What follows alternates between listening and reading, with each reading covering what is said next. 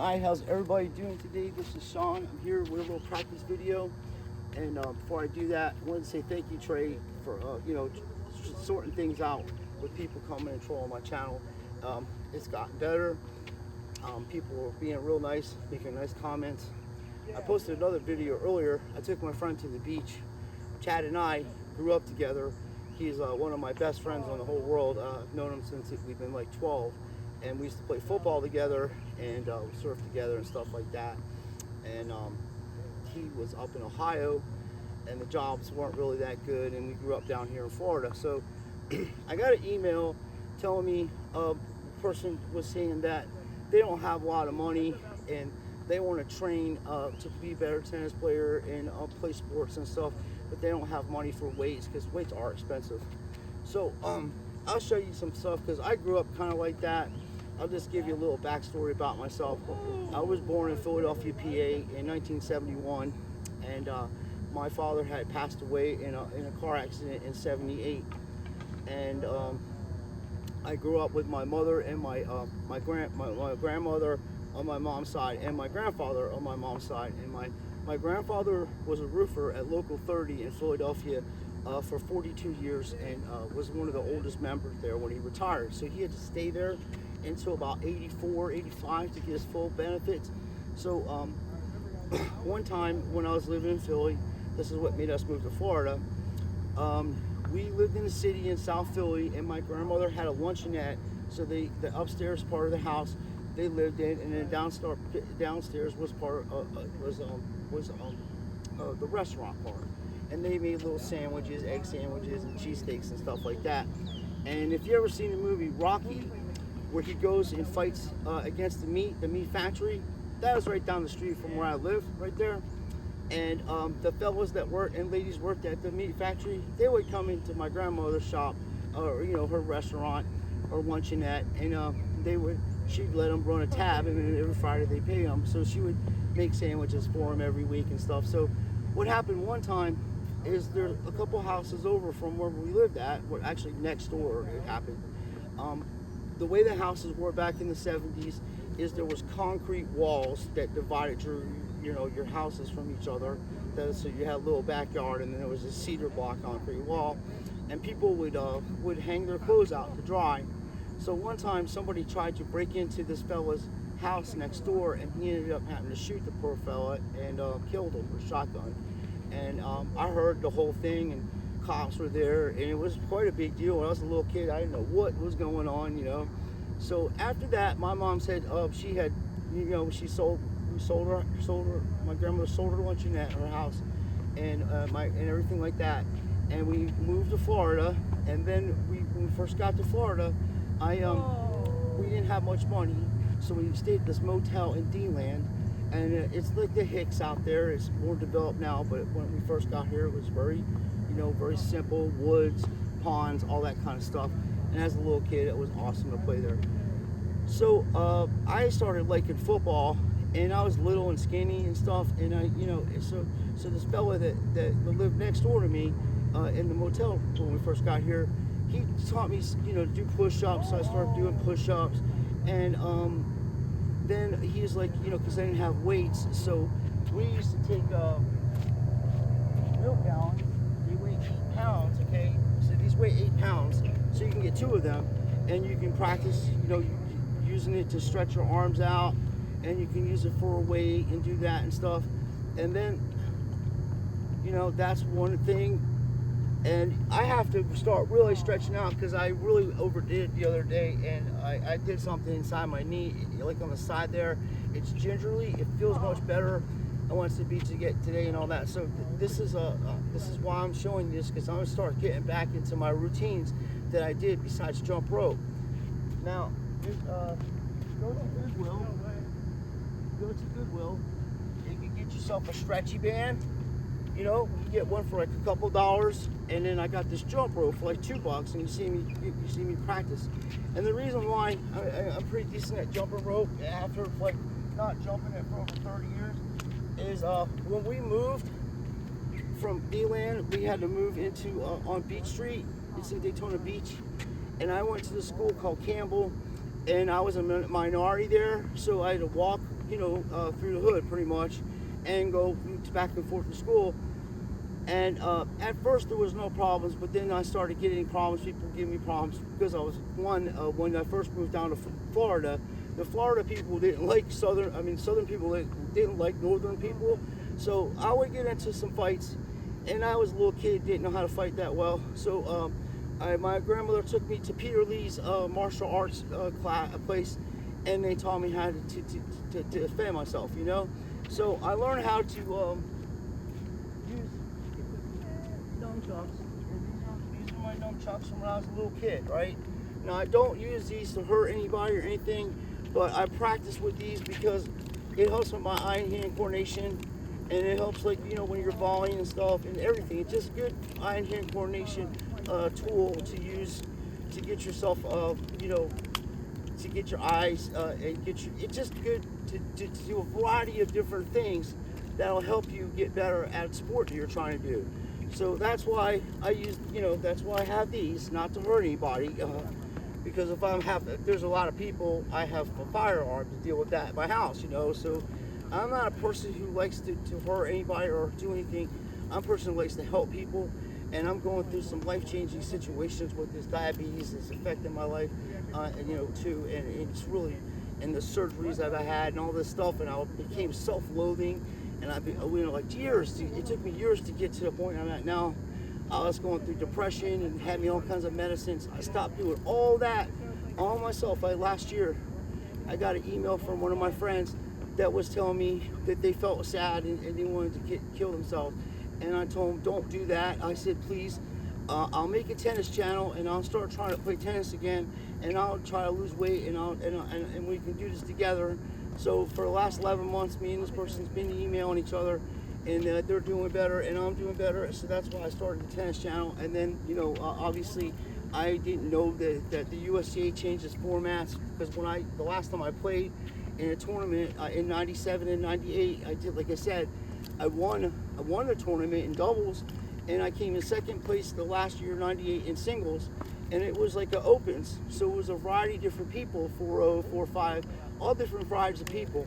And obviously not playing tennis for over 22 years, everything's off. So I'm going to go back to the basics, but I'm just saying, if you don't have a lot of money, you can go to Goodwills and thrift stores and find some of these things to help you to achieve your goals. And the more sports and variety of sports you play will give you, because you have to become athletic, folks. Okay, you can be a good tennis player, and I've seen a lot of good tennis players on here, phenomenal tennis players, but they're not athletic. They're not natural athletes. They're just good at tennis. For instance, a guy that's athletic, in my opinion, and he's around my age, is Scott Brody. He is a great tennis player because you can tell he's a good athlete. That guy can probably play any sport, decently. He seems very athletic, and that's why he's so good at tennis. Plus, he's many years of playing tennis, and just fun to watch. One of my favorite players to watch on YouTube. The way he controls stuff, and Mark too, which I mispronounce his name all the time, but Mark doesn't seem as athletic as Scott, and even Scott being the age difference. But Mark is a terrific tennis player. So I don't know if Mark plays other sports or not, because they do live. I think they live in Minnesota, and I think at one point, Mark was living in Chicago. He was saying, and so there's a hockey up there, and I love hockey, but so I wanted to learn how to play other sports, and I did. I was pretty decent. I ran a track. I ran the 440 relay in high school and in junior high. I also ran the 220 in junior high in Silver Sands. So I had to learn a lot of things in my life. Has developed me to be a tough person inside, just from life issues and things coming up. But I have faith in Jesus Christ. Always, as a kid, loved Jesus all the time. Not living gospel-y all the time, and nor full of imperfections. But at the worst parts of my life, I knew that I'd get through it, because I knew God was putting me through this situation for a reason. So any of you folks that are going through depression, you just get your help. But I think if you was to do a little exercise, and even if you sit in your chair and get one of these 5, because the milk weighs 8 pounds, folks. And you do a little curling with the milk with water, or you can fill it up halfway, and that would be 4 pounds, or a quarter would be 2 pounds. So you can work it out to where and then that costs you no money, because after you drink your milk, you rinse milk carton out, and you have yourself a weight, you know. And then, you know, the cones for practice, like I say, the cones for practice, you can get them at the Dollar Tree. You know, you can get these cones at the Dollar Tree for $1.25, and those other cones there are two for $1.25. So you can get some stuff cheap to do this, okay? Now, I'm going to train today, because as I said, either way, even before, you know, Trey and I decided to play against each other, I was already training to play into a tournament this summer and see how, you know, see where I'm at. I haven't been rated in years. So the last time I was rated, I was a 4-0, 4-5 player, because I played in league tennis. It was a 4-5 league, and I did pretty good. I played doubles. I'm pretty good at doubles. And in the singles, I was playing 4-0 and 4-5, and I did pretty good. I only lost 2 matches that season, and we didn't make no nationals or nothing. We just didn't have enough people. These people didn't train, and I was like, you know, me and 2 other guys were only one really taking it seriously. So it was just people just hanging out, drinking beers, because this is the 80s and 90s, folks. We're getting the 90s in it. So I was in mid-20s, and that's what people do. They would go to the tennis clubs and get themselves some drinks and be chilling and playing tennis. And me and these other fellas around my age, like at the time we were like 25, we were like trying to get better at tennis and compete and have fun with it, because it was just great, you know. So that's where I'm at, and that's my background. Now, right now, in my honest opinion, there are times where I play phenomenal, you know, when I'm playing doubles, and there are times where I'm just missing the most easiest shots and just ridiculous shots. For instance, I had an easy volley. It was so easy. The guy hit this ball, a moon ball, and it bounced right this far from the net, and I was just gonna just dink it over, you know. And of course, the son of a bitch just hits the tape and falls back over. And then another one like that, and then I hit the bottom of the net. But then somebody lobbed me, and I run around, turn around, and swing and hit a winner. It was just crazy. And then somebody lobbed me, lobbed me again, and then I ran back up and hit a backhand, jumped up and hit a backhand and hit a winner. So I was like, what the hell was going on? I missed the easy ones, and then some ridiculous shots that I made. But the thing about it is, I didn't have time to think about the shot. I just reacted to it. So that's what I'm trying to work on. Not thinking so much about all these variations of what shot to hit in a particular situation, but just naturally react to it, okay?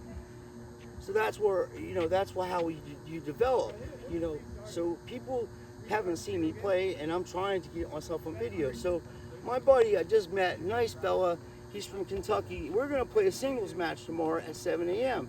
So I was just coming out here tonight to see, you know, how much pressure I can put on my leg, and I feel pretty good on it. You know, I'm stepping on it, but when you serve, that's where the thing is. And I have no idea how the hell I did this.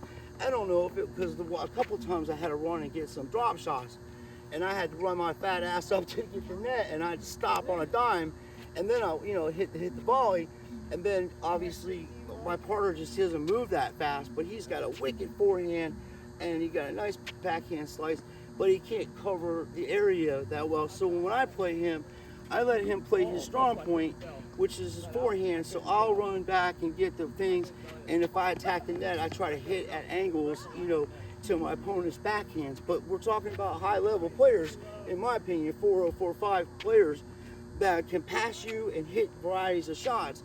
So, you know, they're hitting lobs. So I already see the lob coming, so I don't commit myself all the way to the net. And I'll try to get, if it's low, because I'm a short person, I'm not a tall person, I'm only 5'7", and I'm actually shrinking, so I'm short. So, but if I see it and I can jump, because I got pretty good hops, I can jump about that far off the ground for a 52-year-old guy, whatever, just straight up ain't bad. That's something I haven't been practicing either, my jumping, because I used to jump on a box, try to jump and get better at it. I never could dunk I could never dunk a basketball, but at one point I could touch the rim, and that was good enough for me, because I'm like short, and I seen other basketball players are shorter than me that can dunk. My cousin's like 5'9", and he's a 60-year-old guy, and he dunks the ball, and he just got mad hops, always has. So what you have to do is develop, in my opinion, I'm not no coach, I'm not a professional, I'm just saying you have to develop athleticism to become a better tennis player if that's what you want to do. because without athleticism, you're just not going to be able to get to the levels that you want to get at because you just don't have the athleticism.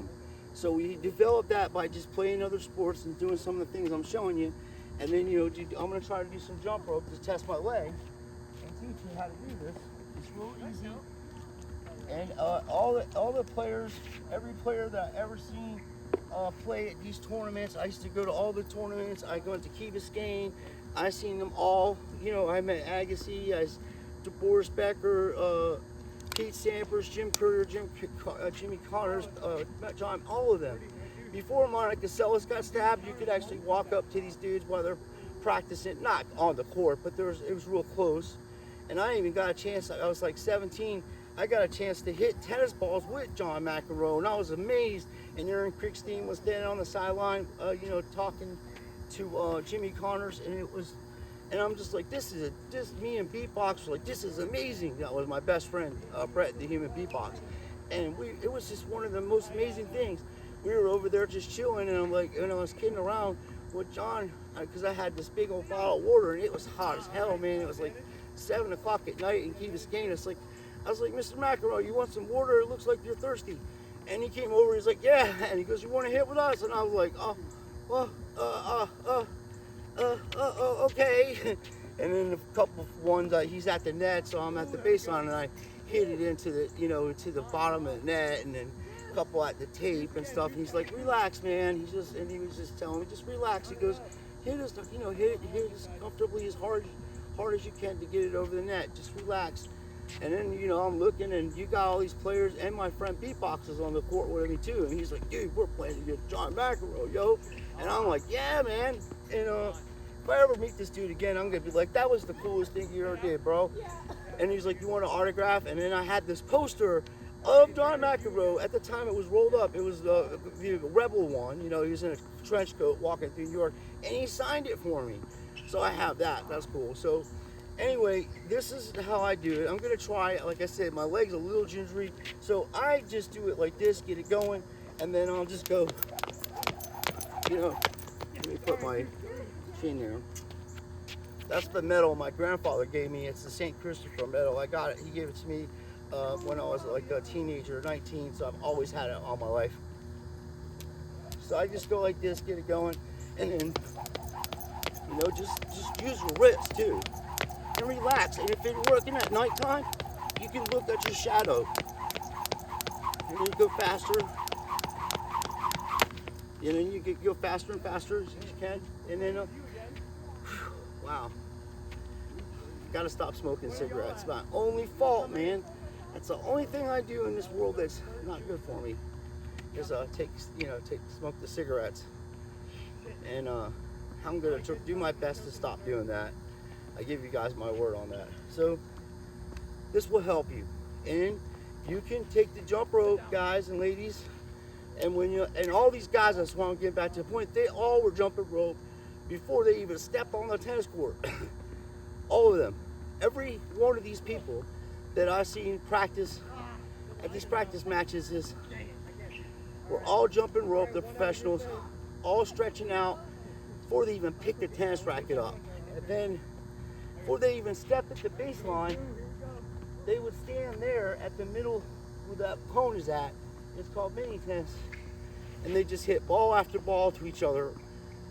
And the ball wouldn't even, barely bounce. They would just be getting it right, one after the other. For, to practice forehand, backhand. For 5-10 minutes, they do that. Then they'd step back here on the baseline and start hitting it the same way.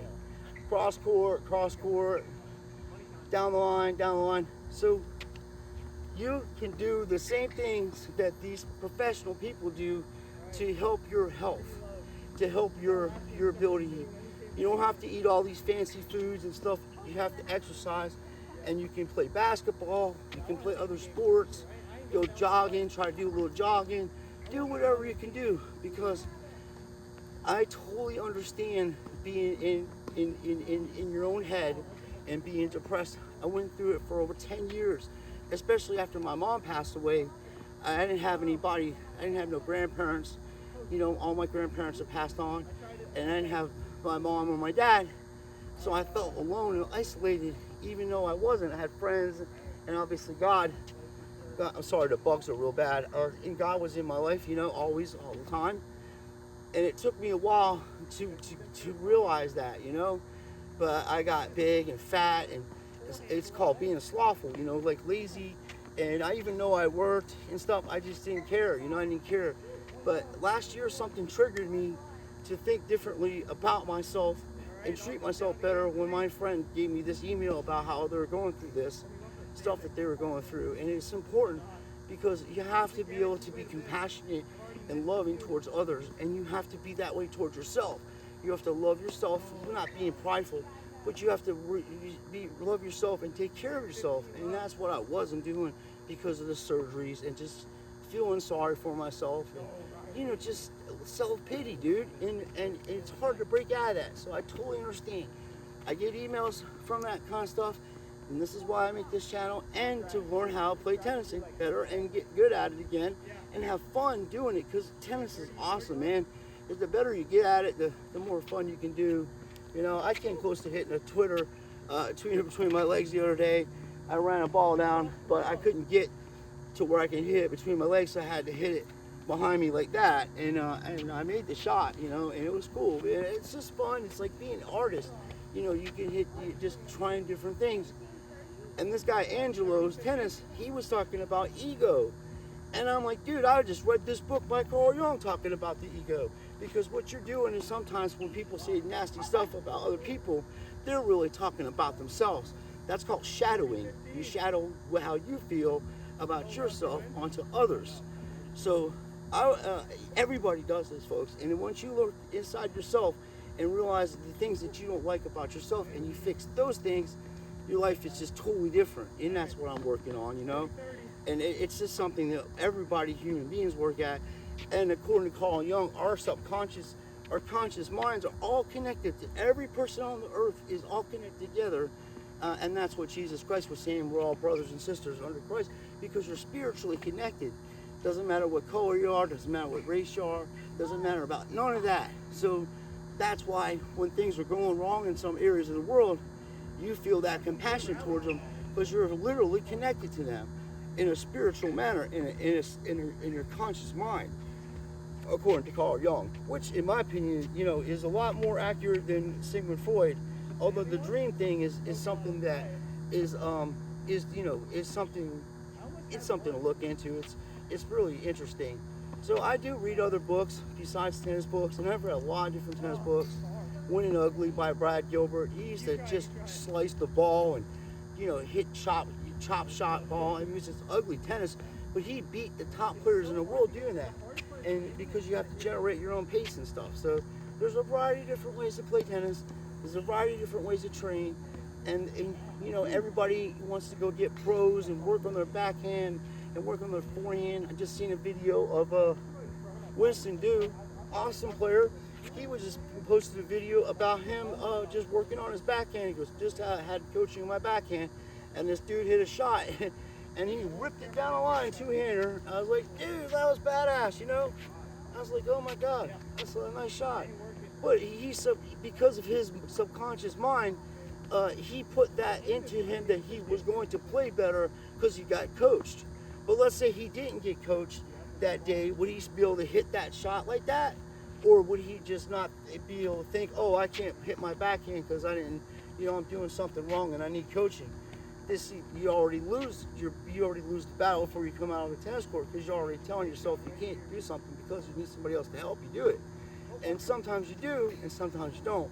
Most of the time, in every error that I've seen in you know, in any sport, when people lose, it's because they make mental errors because they just don't, it just happens, you know, they have a mental mistake, and then that carries on to the next point, or you know, they don't play defense, or whatever the case may be, they start falling apart. You're watching it right in front of your face. I watched the match just real quick, and then I'm gonna stop this video, and then we'll do a training video with me. I'll show you this cool racket that I found today. I watched the match in Key Biscayne, and one of my favorite players of all time. I love watching this guy play, Aaron Kriegstein. People are like, who the hell is that? Dude, watch this guy. He is the father of starting the Western grip, in my opinion, forehand. His forehand was fucking ridiculous. And Agassi has a semi-Western, but he would bring that racket back and just hit, like, you know, because when I was taught, we would just bring the racket back and then exhale when you hit the ball. That's how we were, you know, during that era, and that's classic of how he did.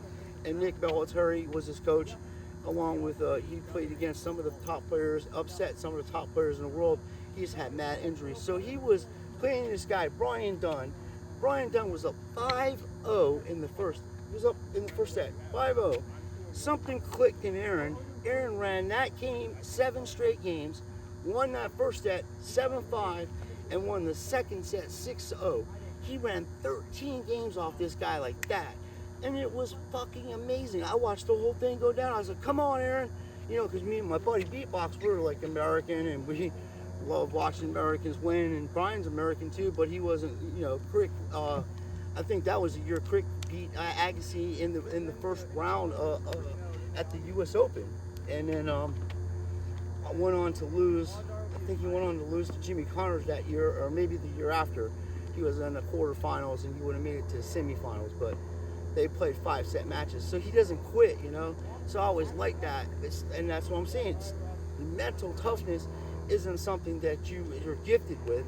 It's something that you practice and develop, and that's how you have to do things. Like, the things that you don't want to do is the things you have to do to get better at something. So that's just my opinion, you know, and it works, man, because I've watched professional players get through this stuff.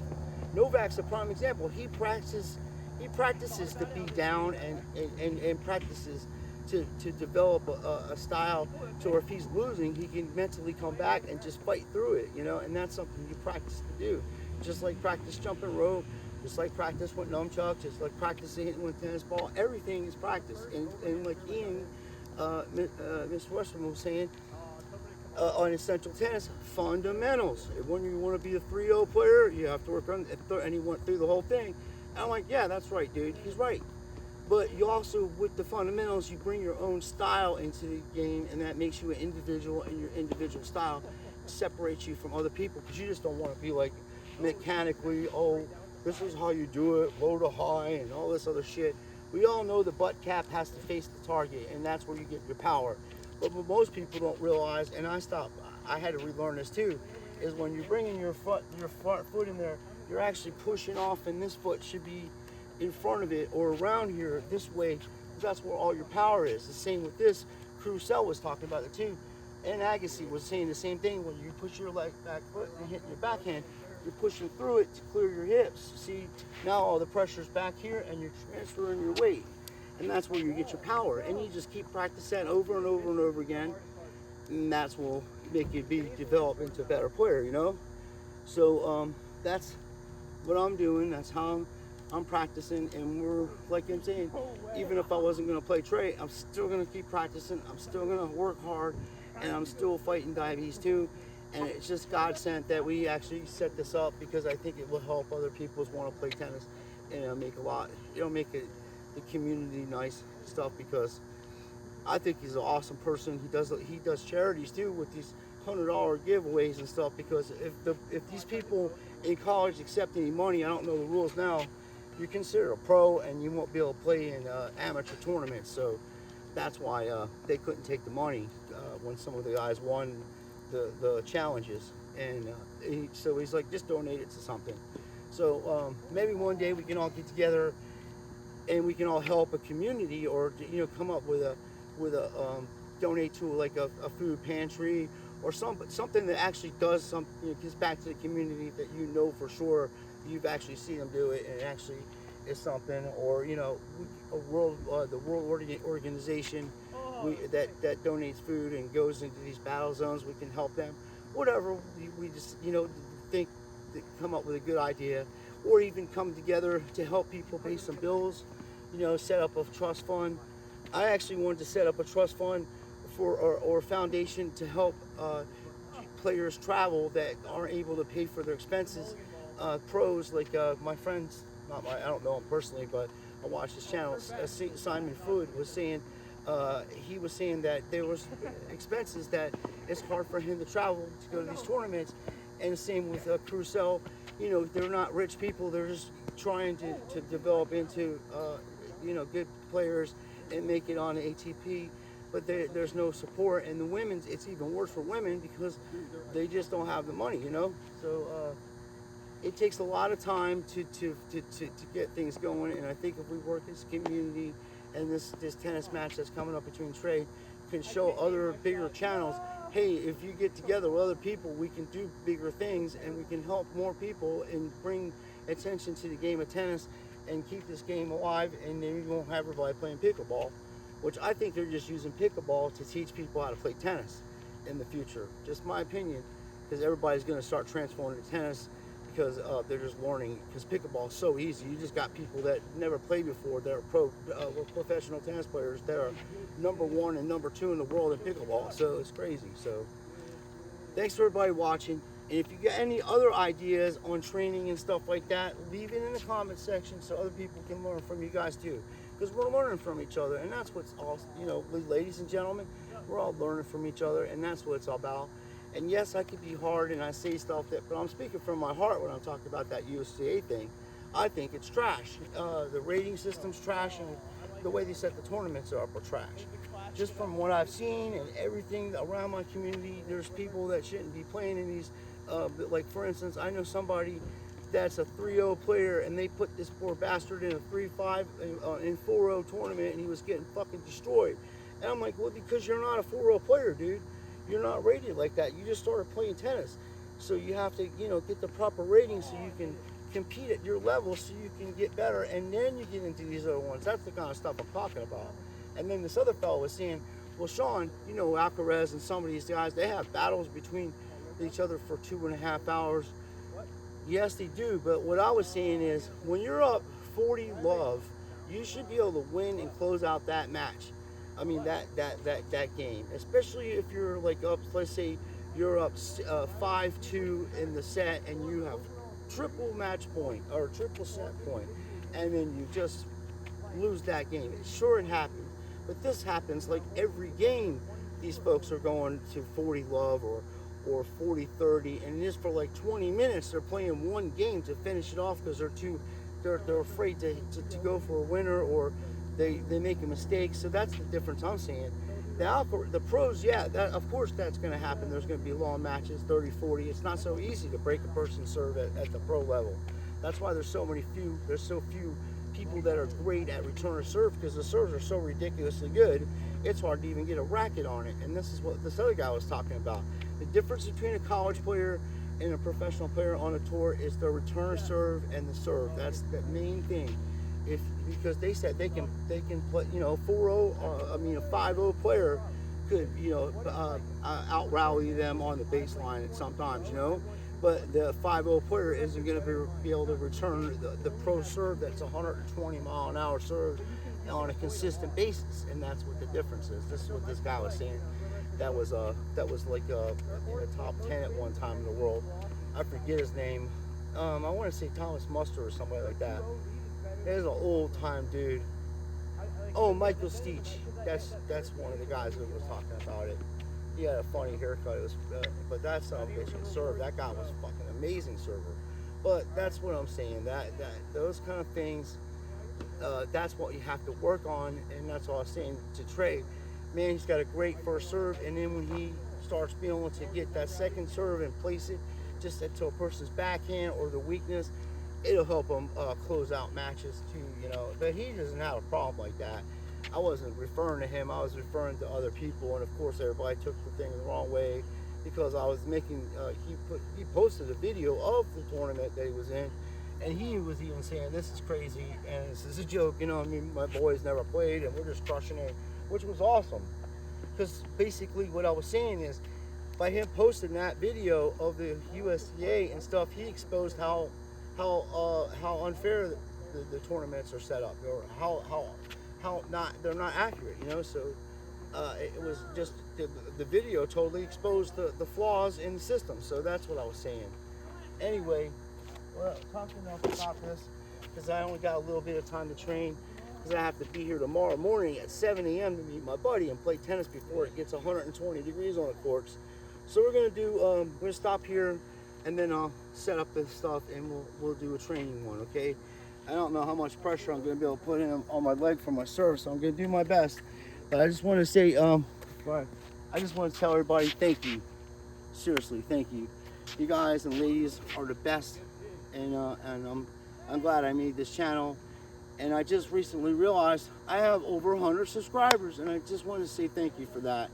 I wasn't really on here, you know, I'm not on here to make any money or nothing like that. I'm just on here to share my experiences, and just thanks a lot to everybody that subscribed. And if you want to follow me and go with this journey with me, you know, like and subscribe, I appreciate that. But if you just watch the videos, make comments and stuff, just be nice to each other and be nice to me. I'm tough, you can say whatever, but if you start saying stuff about me that you don't like, oh, you can't play tennis, stuff, you never see me play tennis.